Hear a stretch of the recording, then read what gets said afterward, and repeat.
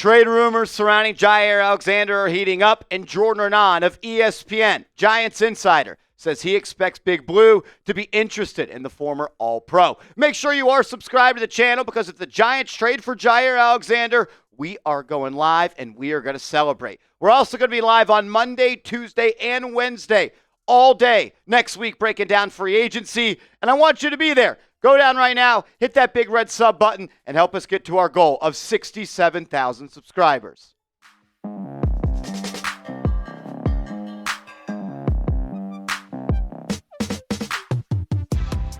Welcome into Giants Now by Chat Sports. I am your host, Marshall Green. Appreciate everybody for stopping by. Should the New York Giants go out and target Jaire Alexander? That's what we're going to be talking about on today's video, because Jordan Renan, who does an awesome job covering Big Blue for ESPN, he said, I expect the Giants to look into him. The full quote was this on his podcast. Quote, I would keep an eye on Jaire Alexander if he happens to shake free. I expect the Giants to look into him. We know the Giants are going to try to improve that cornerback position. With Deonte Banks having a down year in year two, they need to go out and add a veteran that can be their CB1, because the experiment of Banks at this point in his career being that guy has been a failure.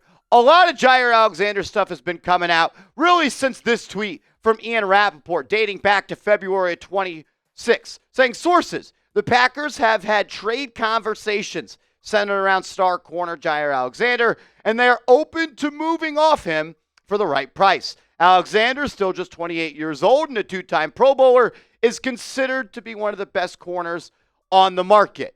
And there are now talks that maybe there won't be a trade, because they could not find a trade partner, and they may just have to cut him.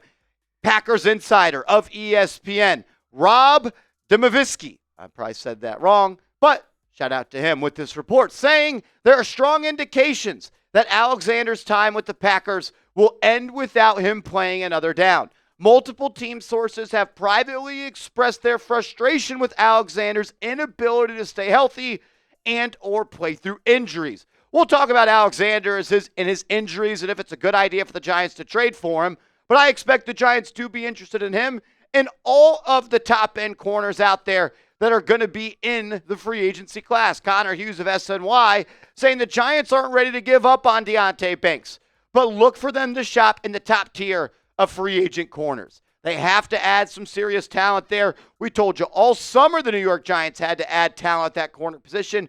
They did not, and we saw what ended up happening when they did not make that move. The reason the Packers would be moving on from Alexander, outside of him missing games over the last couple of years, is that the 28-year-old corner would have a $24.9 million cap hit on the roster if he remains with Green Bay. A team that is trading for him would only have a cap hit, though, of $16.1 million. He's also under contract for the 2026 season, and that cap hit is around $18 million. And when you talk about $16 and $18 million when it comes to a cap hit for a corner, that slots right outside the top 10. You look at the highest paid corners in the NFL based on average annual value. Jalen Ramsey, number one in the NFL at $24 million. Pat Surtain right behind him.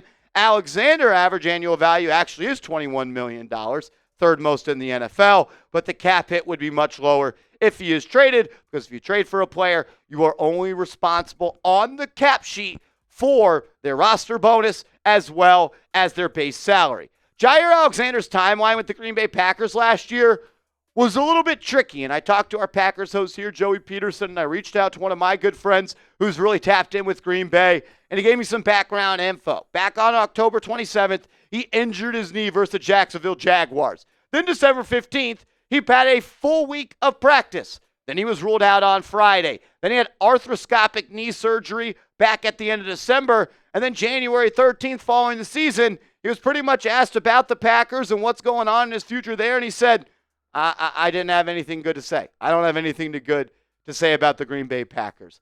There's been some events, I would say, in Alexander's time with Green Bay that just are a little bit questionable. Remember last year he got suspended for a game because he self-anointed himself as a team captain, and he almost botched the coin toss to where he gave the other team possession to start the game and at halftime. A couple of other instances as well. Matt LaFleur said the reason he got suspended because of that situation was also because of other things in the locker room. And you pair all that with an aging guy whose play is somewhat declined, still really good, but he just has not been able to stay healthy. Playing just 7 games this year, 7 games last year. Played pretty much an entire season in 2022, but he played in just 4 games in 2021. So 3 of the last 4 seasons, he's only played in 18 games. Hasn't played more than 8 games more than just 1 time in the last 3 years with shoulder injuries and knee injuries. The Packers are going to try to trade him. They absolutely are. We've already heard that they've been shopping with other teams. And the question becomes, is a team going to trade for him with that cap hit? I think they could. If the Packers release him prior to June 1st, they would have a dead cap charge of $18.1 million while only saving $6.8 million. Similar if they do trade him. Whereas if he is a post 6-1 release, you have a 2025 dead cap charge of $7.8 million and a dead cap charge of $10.2 in 2026, but you save $17 million on the cap in 2025. I think he could be released, and I think it could be with a post-June 1 designation. The Giants need a cornerback 1. There is no dancing around that subject. I expect Banks to be better in year 3. I really don't want to even live in a world where he's not, because that would be another failed first-round pick for the New York Giants. He has to get on track. It's huge for the Giants. If they want to get to where they want to be, they're going to need Deonte Banks to get better. And his life could be a heck of a lot easier if you do go out and add a guy like Jaire Alexander. Question is now, how much would it cost if it is a trade? And if he is released, how much is he going to want on the open market? To be honest with you, I don't feel comfortable giving up a premium pick for a guy that's played 14 games in the last 2 years. I don't feel comfortable giving out a bag to someone in free agency who's played in just 14 games in the last 2 years. When he plays, though, he is good. And you never want to say that, but it's true for Alexander. When he plays, he's still really good. This year in the 7 games he played, his PFF coverage grade was the 16th best in the National Football League. In 2023, it was the 42nd best.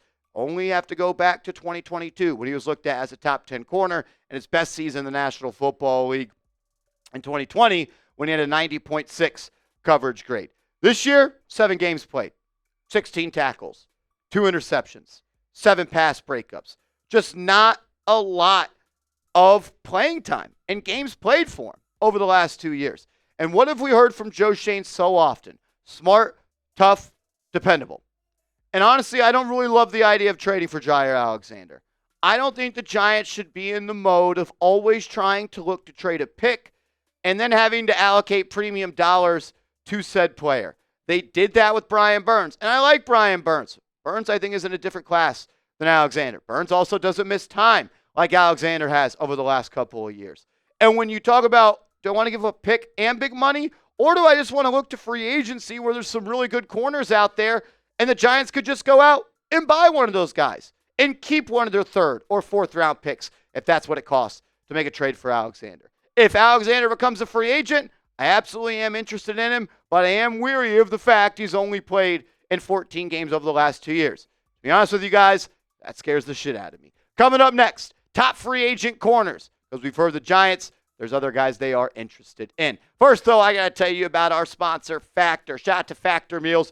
If you use our promo code Factor Podcast, you get 50% off your first box. My life is better when I have Factor in the fridge at home because I always know where my next meal is coming from, and I know it's super healthy food. And I know you can heat and eat it in just 2 minutes, so you can fuel right and feel great no matter what life throws at me. Factor arrives fresh and fully prepared. Perfect for any busy lifestyle. With 40 options across 8 dietary preferences on the menu each week, it's easy to pick meals tailored to your goals. And you could choose from preferences like Calorie Smart, Protein Plus, or Keto. I'm someone that has a pretty busy lifestyle covering the Giants and the New York Knicks. I don't always have time to cook meals that I want. It's hard to eat healthy when you're eating fast food and stuff like that. When you got Factor in the fridge, you don't have to allocate a lot of time to your meals, and you know you're getting extremely healthy stuff. So what are you waiting for? Get started with Factor. Eat smart with Factor. by going to factormeals.com/factorpodcast and use code factorpodcast to get 50% off your first box plus free shipping. All of that information will be clickable down in the comments and description of today's show. Alrighty, top corners out there in free agency. We showed you earlier that Connor Hughes said he expects the Giants to go out there and spend big at that position. Renan has hinted at that as well. And people I talked to down at the NFL Combine, they also believe the Giants are going to go out and spend big and try to get a legit CB1. Maybe the best guy in free agency right now is DJ Reed, the former New York Jet, the 5'9", 188-pound corner that is still just 28 years old. He may be 5'9", but he plays a lot bigger than that. And this is an outside corner, a boundary corner. Last year, he had a PFF coverage grade of 70.1, 47th out of all qualifying 223 corners. But it's really the advanced analytics and the tape that you watch and you say, you know what, Reed, he's pretty much the closest thing we got to a shutdown guy in free agency. Justin Pennick of Talking Giants, shout out to Justin, awesome guy. And then Bobby Killett over there with a really insightful tweet here. Says DJ Reed's metrics are just off the charts. Out of all corners with 300 coverage snaps in 2024, he was number 1 in average separation, number 6 in tight window percentage, number 7 in forced incompletion rate, and number 18 in completion rate allowed. Even though he's 5'9", he says, his arms are over 31 inches, and he said he'd be pumped up if he is signed. If the Giants are going to spend on a corner, DJ Reed is one of the guys I want them to do it on. He's a good player, still in his prime, and I think he's someone that could help a guy like Deonte Banks take a next step in the NFL. My CB1 in free agency, though, is Charvarius Ward, the former All-Pro for the San Francisco 49ers. He's played in the Super Bowl 2 times. He was a part of a Kansas City Chiefs team that won a Super Bowl. And I think bringing someone in that's played on the biggest stage under the brightest lights and has been around 2 teams that have legit championship cultures could help this New York Giants team. They need some more captains. And I think Ward, like Reed, would be able to help a guy like Deonte Banks. This past year, Charvarius Ward didn't play all that well. And there were some reasons off the field for that. You guys can look it up. We've talked about it. He lost his 1-year-old baby, and he said that playing on the West Coast at this point is just a traumatic experience for him. It reminds him of the unfortunate event, and he said he's looking to move on, and I think he could. And I think he's going to go play somewhere else, and I think he's going to get back to being the player that he was in 2022 and 2023. A 6'1" boundary corner that is sticky in coverage. In 2023, his PFF coverage grade was 10th in the NFL. In 2022, it was 13th in the NFL. And in 2023, he was an All-Pro, and he played all 17 games like he did in 2022. And he had 23 pass breakups in 2023. He has great ball skills. He can play in really any scheme. And I think that's the type of player the Giants should be looking for, scheme-proof players. He's been great for the majority of his career. Someone I'm really interested in. I worry a little bit about the fall in production. I'm going to, give him the benefit of the doubt and say it is the off-the-field stuff. But if you get the guy that played 34 consecutive games in 2022 and 2023 with 34 pass breakups over those 2 seasons with 6 interceptions, you're going to be looking a lot better on the back half of your defense. Charvarius Ward, he's the corner that I want most in NFL free agency. Another guy that we've talked about on the channel is Byron Murphy Jr. Pat Leonard, who covers the New York Giants, reported that the Giants do have interest in Murphy. He said that last week at the NFL Combine. The 27-year-old corner is 5'11", 190 pounds. He ranked 36th in PFF coverage grade this past year, and it was the highest he has ever ranked in his NFL career. I got to talk to Patrick Seatman, former Giants Now producer, now full-time host of Minnesota Vikings Now by Chat Sports. And he told me Murphy's a really good player. And what he liked about Murphy was that in late in games in the fourth quarter, that's when he played his best football. He was someone that when the moments were big, they can rely on him. And he wants the Minnesota Vikings to bring him back. And I think Murphy is a good player. But he really only has one standout season of elite production. If I had to power rank Reed, Murphy, and Ward, Murphy would be my 3rd corner that I want to go out and get. And I would honestly probably rather go out and get Jaire Alexander over Murphy. So that is that. The other top corners in NFL free agency that I want to take a look at, guys like Paulson Adebo is someone that I could see the New York Giants being interested in. Maybe a guy like Rasul Douglas if you want a veteran. Asante Samuel Jr., still a young corner that's played good in the NFL before, had a down year last year. I don't think the Giants are going to be interested in Mike Hilton. Carlton Davis could be a player that they look to bring in. Dante Jackson was once a really good player, didn't play all that well last year for Pittsburgh. There's options out there, but I expect the Giants to look at the top of the market. Maybe a guy like Jaire Alexander, maybe a guy like Travarius Ward or DJ Reed, or maybe even Byron Murphy Jr. One of those four guys I think might just be your next CB1 for 2025. Name a corner you want the Giants to sign. If it is Jaire Alexander, go out and say that in the comment section. Give me a name of a corner you want to see playing for Big Blue next year. Make sure you are following me on social media. I'm on Twitter. I'm on Instagram at @MarshallGreen_. I'm going to be tweeting about free agency. I'm going to be making short content about free agency. And I don't want you guys to miss a thing. If you're ready for free agency, go on right now and hit that thumbs up icon. That's all I got to say today. So until next time, let's go Big Blue.